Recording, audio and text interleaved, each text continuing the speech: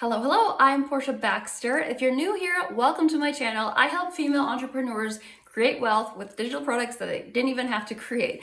So in this video today, what I want to do is I want to share something with you that I think is going to really help you if you are a person who is promoting, aka selling products and services online. So we're going to talk about how to sell without being salesy. Now, if you're new to this channel, please subscribe. Every Wednesday, I put out a short 10 to 15 minute training that I call Wealthy Wednesday, and it's just a little tidbit of actionable, zero fluff information that you can take and implement into your business right away and start making more money. So, how to sell without being salesy. I think we've probably all been approached by somebody who we hadn't talked to, didn't ask for information from, was just cold pitching us right in a DM, or maybe we've talked to somebody about their products or services and before even getting to know us, they've just sent us the link to check out, and that's not the best way to do things. So what I want to talk about is how you can actually sell without being super salesy. So here's the first thing, okay? You need to care about people. Point blank, period. Like, you need to look at people not as dollar signs, okay? People are not dollar signs for your bank account. People are real people with real stories, real challenges. Life is hard. And part of sales is getting to know people. So you need to come from a position of service over sales and people over profit. So serving others, right? Meeting their needs, finding solutions for their problems, just taking care of people, okay? So you never want to look at people as just a number. Also, this is one thing that I think a lot of people get wrong. Although it may seem like a sale is a very transactional thing, sales are actually relational, not transactional. So the better you are at building relationship, the more sales that you're going to have when it comes to specifically selling products and services online. Like, let's say you're selling a done for you course. You're gonna get more sales if you have more relationships, if you take more time to have conversations, if you take more time to get to know people. Now, of course, there are the people that don't want to spend any time doing small talk. They just want to know what you sell, how much it is, and get it over with, and then they'll either make it or they won't. But that's the minority. Most people, at least in my world, what I've found is they genuinely appreciate a person taking time out of their day to get to know them. So the next thing I would say is listening to other people, identifying their goals, knowing what their dreams are, and also figuring out what their struggles are. Now, a lot of people teach pain marketing, and I actually don't teach this to any of my students. Pain marketing is a very common marketing tactic where you figure out what makes people hurt, frustrated, sad, angry, and then you kind of push on that point to make them feel really bad, and then you show them that you have a solution to make them feel really good. Now, me personally, with the belief that I hold that sales is relational, not transactional, I'm looking at this as a person that I'm potentially building a long-term relationship with. Is pain the thing that I want to base our very first conversations around? Absolutely not. Do I want to be there to remind them of all the things that anger them and frustrate them and make them sad? Absolutely not. I get what people are saying, where they're coming from with the pain marketing thing, but I just don't think that focusing on the negative is the best way to actually build relationships with people that are going to last long term.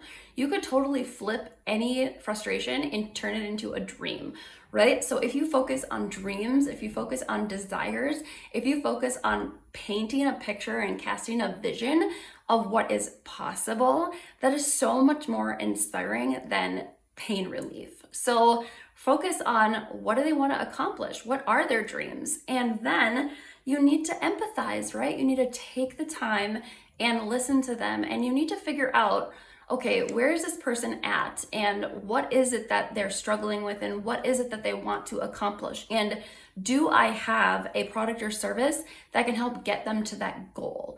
Not everyone that you talk to is going to be a good fit for your product or service, and you have to be able to pre-qualify them, and you also want to make sure that it's a good fit.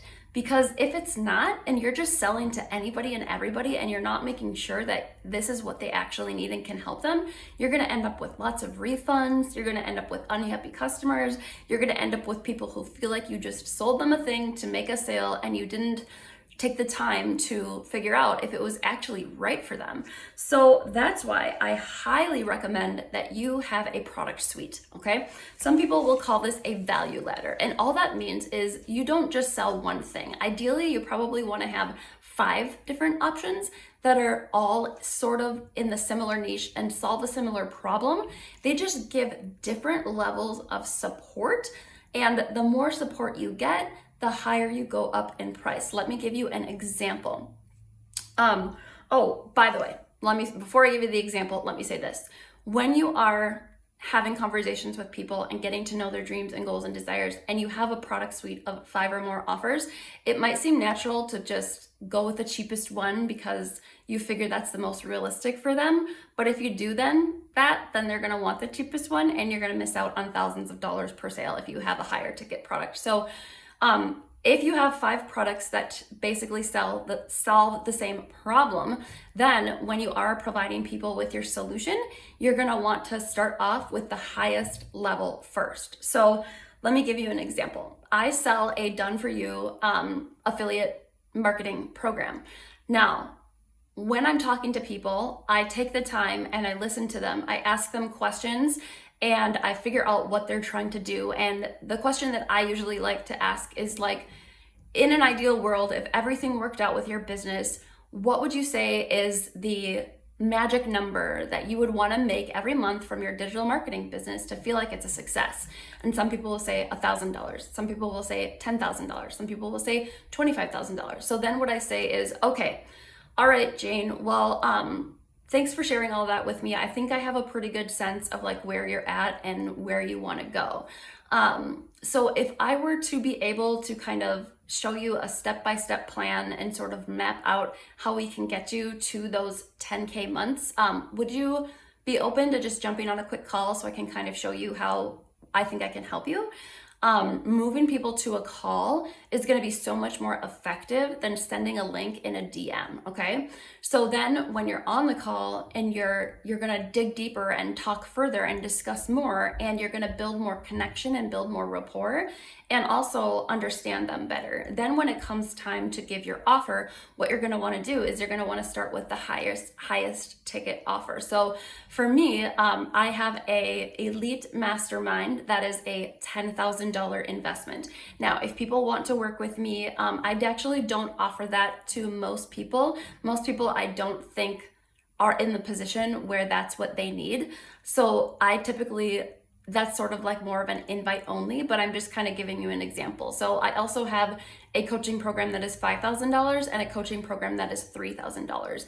My $3,000 program is my best seller. So I typically bring that up in the beginning and I say, all right, Jane, well, if I could, show you a way where we can make you, get you to these 10K months, would you be open to kind of working with me in a one-on-one way for the next 8 weeks? Would you be able to commit the time? Would you be able to, show up for that? And they're like, well, yeah, of course I would. And you can say, okay, well, the 8-week program is a $3,000 investment. So, that being said, how soon do you think you would like to get started?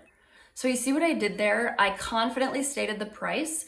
I wasn't like, oh gosh, what is she gonna think? I just said hey, I have clients that pay me $3,000 to work with me. So I know that that's an appropriate price for my product and probably I could charge more. So you confidently say the price and then you ask them, how soon would you like to get started? Rather than, does that sound good? Because does that sound good is giving them an out, is saying yes or no. But if you ask them, so how soon would you like to get started? Now, this is not like manipulation. You only ask that question if in the 20 minutes prior during the sales call, you've had the rapport built and you've had the conversation to where it makes sense that you would actually offer this as a solution. Okay. So if it's not legit, don't offer it to them. But if you've already diagnosed their problem and you've already realize that your product is the solution, then you can just confidently tell them what the price is, and then, ask them how soon they would like to get started. Now, a lot of people are going to say, tomorrow or as soon as possible. I just really need this, because you've already spent the time on the call diving into like why they need this. And it's not you telling them why they need this. They've told you why they need this because you're asking them those questions and pulling that information out of them. Now, if they're like, well, I'm not sure if I can afford that type of an investment right now, you can say, oh, I totally get it. We actually do have some flexible payment plans. If that's something that people need, we can work something out for them. Is that something that you think that you would need? And then they'll say, yeah, actually I would. So then you can take the conversation from there to your payment plan, if you offer payment plans. Of course, if you don't offer payment plans, then maybe that's where you have the lower ticket course. For me, for example, I have a course that's $1,800. So if people can't afford the one-on-one coaching at $3K, they can pay the $1,800 just for the course and kind of do it themselves on their own. So I first offer the $3,000, and then if that's out of budget, I offer the $18,000. Now, if that's still out of budget, I also have a $900 course that is a definite good option as well. And if somebody's just like, that is just still way too much, that's at the point where I would maybe recommend a product that was around $300 or $100. Now, I typically don't sell anything under $1,800 on my sales calls, but I've been doing this for a while. So it would suit you very well to have maybe a mini course or something that was around the $97 range.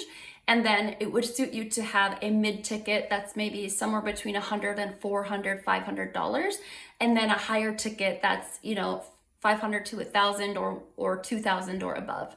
So having all of these products available with different levels of support is going to open up so many options, because if you're just relying on DM conversations to send people information, you're going to overwhelm them if you tell them, well, here's 6 options, check them all out. And then they're going to be like, oh my gosh, this is too much information.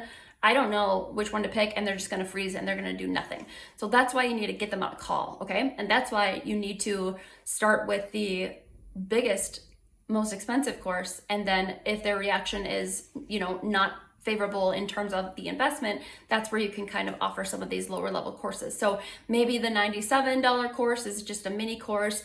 Maybe the $300 course, is a little bit more in depth. Maybe the $900 course comes with a little bit of mentoring or coaching. And then maybe the $3,000 course gives you the one-on-one. Okay. So that's kind of an example of a value ladder and how you can kind of diagnose which solution people would need based off of taking the time to get to know them. So the most important thing when it comes to sales is when it comes to the point where you present your offer, you need to be able to present it in a way where you're not selling it at all, where you're simply telling a person that this is a solution to their problem. So you have to talk with them and learn what their problems and challenges are.